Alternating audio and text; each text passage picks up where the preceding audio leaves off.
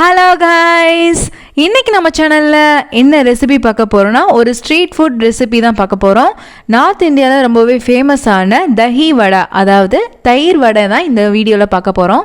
அதுக்கு முன்னாடி சேனல் இன்னும் சப்ஸ்கிரைப் பண்ணலைன்னா சப்ஸ்கிரைப் பண்ணிக்கோங்க. வாங்க வீடியோக்குள்ளே போகலாம். இந்த தயிர் வடை ரெசிபி தமிழ்நாட்டில் செய்கிற மாதிரி இருக்காது, கொஞ்சம் டிஃப்ரெண்ட்டாக சாட் ரெசிபி மாதிரி நார்த் இந்தியாவில் செய்வாங்க. இது மோஸ்ட்லி ஃபெஸ்டிவல் டைமில் செய்வாங்க.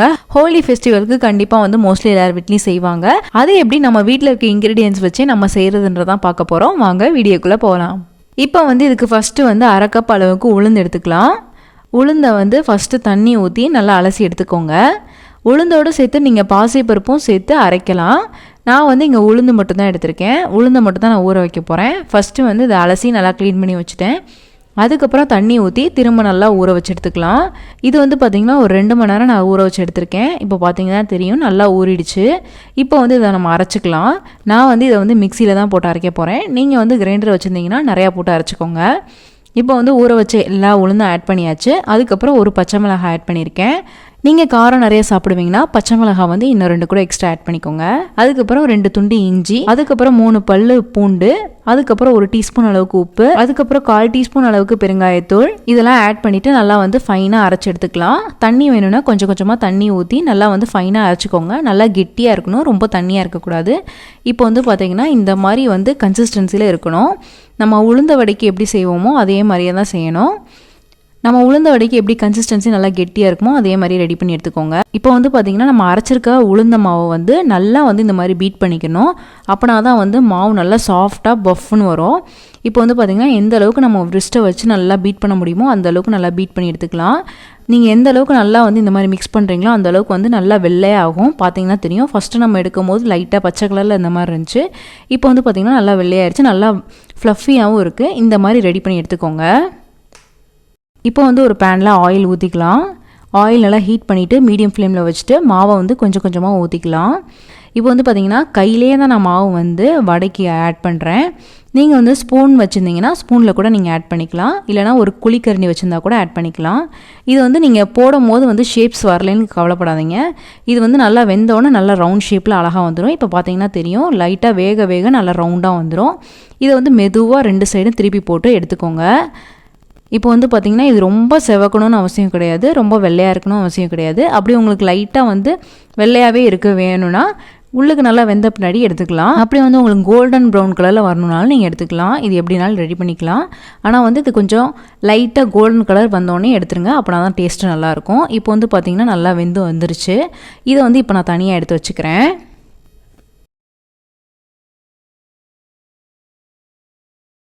இப்போ பார்த்தீங்கன்னா ஒரு பவுலில் 1 கப் அளவுக்கு நான் தயிர் எடுத்திருக்கேன். நல்லா கெட்டியாக இருக்க தயிர் எடுத்துக்கோங்க. அதை ஒரு விஸ்ட் வச்சு நல்லா பீட் பண்ணிக்கலாம். தயிர் திரண்டு இருக்கிற மாதிரி இருக்கும். ஸோ அதில் ஊற்றும் போது நம்மளுக்கு ஒரு பால் மாதிரி கன்சிஸ்டன்சியில் வராது. ஸோ நல்லா பீட் பண்ணிட்டோன்னா நல்லா ஐஸ்கிரீம் மாதிரி நல்லா சாஃப்டாக நல்லா ஃப்ளோயிங் கன்சிஸ்டன்சியில் இருக்கும். இப்போ அந்த மாதிரி நல்லா பீட் பண்ணி எடுத்தாச்சு. இதில் ஒரு 2 டேபிள் ஸ்பூன் அளவுக்கு சீனி ஆட் பண்ணிக்கலாம். கொஞ்சமாக டேஸ்ட்டுக்கு சால்ட் ஆட் பண்ணிக்கோங்க. இது 2ஐயும் சேர்த்து நல்லா இன்னொரு தடவை நல்லா பீட் பண்ணிக்கலாம். இப்போ பார்த்தீங்கன்னா நல்லா ஃப்ளோயிங் கன்சிஸ்டன்சியில் வந்துருச்சு. நல்லா இந்த மாதிரி சாஃப்டாக ரெடி பண்ணி எடுத்துக்கோங்க. இப்போ ஒரு மிக்ஸி ஜாரில் 1 கை அளவுக்கு கொத்தமல்லி ஆட் பண்ணிக்கலாம். அதுக்கப்புறம் 1 கை அளவுக்கு புதினா ஆட் பண்ணிக்கோங்க. நான் இங்கே கம்மியாக தான் செய்ய போகிறேன், ஸோ கம்மியாக தான் எடுத்திருக்கேன். அதுக்கப்புறம் இஞ்சி ஒரு துண்டு, 1 பல் பூண்டு ஆட் பண்ணிக்கலாம். அதுக்கப்புறம் 1/2 டீஸ்பூன் அளவுக்கு உப்பு ஆட் பண்ணிக்கலாம். 1 டீஸ்பூன் அளவுக்கு சர்க்கரை ஆட் பண்ணிக்கோங்க. 1 பச்சை மிளகாய் ஆட் பண்ணிக்கலாம். அதுக்கப்புறம் ஒரு 1/2 டீஸ்பூன் அளவுக்கு சீரகத்தூள் இல்லைனா கரம் மசாலா ஆட் பண்ணிக்கலாம்.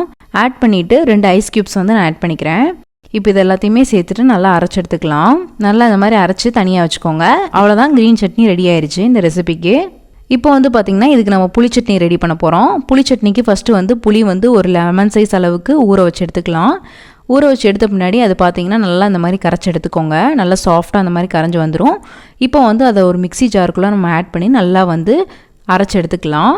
ஏன்னா ஃபுல்லாத்தையும் நம்ம காய்ச்ச போகிறோம். ஸோ நல்லா அரைச்சி எடுத்துக்கிறேன். இப்போ அரைச்சதில் பார்த்திங்கன்னா நம்ம நல்லா ஃபில்ட்ரு பண்ணணும். ஏன்னா தூசி ஏதாவது இருக்கும். ஸோ நல்லா ஃபில்ட்ரு பண்ணி எடுத்துக்கலாம். இதை நல்லா கம்ப்ளீட்டாக வடிகட்டி வச்சு நல்லா ஃபில்ட்ரு பண்ணி எடுத்துக்கோங்க. அப்படி நீங்கள் புளி க்ளீனாகவே வச்சுருந்தீங்க அப்படின்னா அப்படியே டேரெக்டாக கூட நீங்கள் ஆட் பண்ணிக்கலாம், ஒரு பிரச்சனையும் இல்லை. இப்போ வந்து பார்த்திங்கன்னா நான் நல்லா வடித்து எடுத்துட்டேன். இதில் வந்து ஒரு 1/2 டீஸ்பூன் அளவுக்கு மிளகாய் தூள் ஆட் பண்ணிக்கிறேன். அதுக்கப்புறம் 1/2 டீஸ்பூன் அளவுக்கு மல்லித்தூள், அதுக்கப்புறம் 1/2 டீஸ்பூன் அளவுக்கு சீரகத்தூள், அதுக்கப்புறம் 1/2 டீஸ்பூன் அளவுக்கு உப்பு, அதுக்கப்புறம் கொஞ்சமாக வந்து வெல்லம் ஆட் பண்ணிக்கிறேன். அதுக்கப்புறம் 1 டேபிள் ஸ்பூன் அளவுக்கு எண்ணெய் ஆட் பண்ணிக்கிறேன். இது எல்லாத்தையுமே சேர்த்துட்டு இப்போ வந்து நம்ம ஸ்டவ்வில் வைக்க போகிறோம். ஃபஸ்ட்டு வந்து இதை நான் எல்லாத்தையுமே மிக்ஸ் பண்ணிக்கிறேன். இதை வந்து நீங்கள் ஸ்டவ்லேயே வச்சு கூட மிக்ஸ் பண்ணிக்கலாம். இப்போ வந்து பார்த்திங்கன்னா நான் ஸ்டவ்வில் வச்சு எடுத்துட்டேன். இது வந்து பார்த்திங்கன்னா நல்லா கெட்டியாகிற அளவுக்கு நான் ரெடி பண்ணி எடுத்துட்டேன். இப்போ பார்த்திங்கன்னா தெரியும் உங்களுக்கு சாஸ் மாதிரி கன்சிஸ்டன்சியில் இருக்குது. இப்போ வந்து இதை நம்ம தனியாக வச்சுக்கலாம்.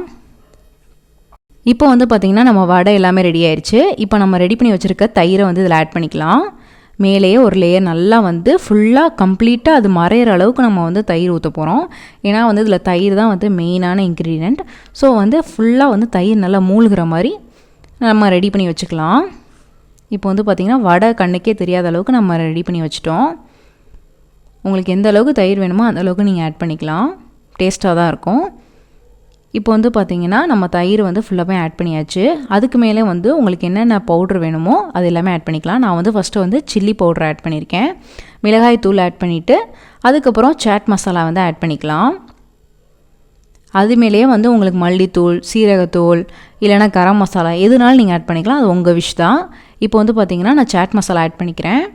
சாட் மசாலா ஆட் பண்ணிவிட்டு அதுக்கு மேலேயே வந்து க்ரீன் சட்னி நம்ம ரெடி பண்ணி வச்சுருக்கதை ஆட் பண்ணிக்கலாம். நீங்கள் இதை வந்து எத்தனை லேயர் வேணாலும் கொடுத்துக்கலாம். அது உங்கள் இஷ்டம்தான். இப்படி தான் செய்யணும் அப்படின்லாம் கிடையாது. அதுக்கு மேலேயே வந்து புளி சட்னி ஆட் பண்ணிக்கலாம். புளி சட்னி ஆட் பண்ண பின்னாடி உங்களுக்கு தேவையான என்ன நீங்கள் சாட் ஐட்டம்ஸ்க்கு நீங்கள் போடுவீங்களோ அது எல்லாமே ஆட் பண்ணிக்கலாம். நான் இங்கே வந்து பூந்தி ஆட் பண்ணியிருக்கேன். நீங்கள் வந்து ஓமப்பொடி, மிக்சர் எதுனாலும் நீங்கள் ஆட் பண்ணிக்கலாம். அதுக்கு மேலேயே வந்து இன்னொரு கோட்டிங் வந்து தயிர் ஆட் பண்ணிக்கிறேன். இப்போ பார்த்தீங்கன்னா தெரியும் தயிர் வடை நல்லா ரெடி ஆயிடுச்சு. இப்போ நான் க்ளோஸ்அப்பில் காமிக்கிறேன் பாருங்கள் எவ்வளோ அழகாக நல்லா வந்திருக்குன்னு. கடையில் கிடைக்கிற மாதிரி ஸ்ட்ரீட் ஸ்டைலில் செஞ்சாச்சு. அவ்வளோதான், ரொம்பவே ஈஸியான சிம்பிளான வீட்டிலேயே தயிர் வடை ரெடி ஆயிடுச்சு. இந்த ரெசிபி உங்களுக்கு பிடிச்சிருக்குன்னு நினைக்கிறேன். பிடிச்சிருந்தா லைக் பண்ணுங்கள், ஷேர் பண்ணுங்கள், கமெண்ட் பண்ணுங்கள். மறக்காமல் சேனலை சப்ஸ்கிரைப் பண்ணுங்கள். இன்னொரு வீடியோவில் பார்க்குறேன். பாய்.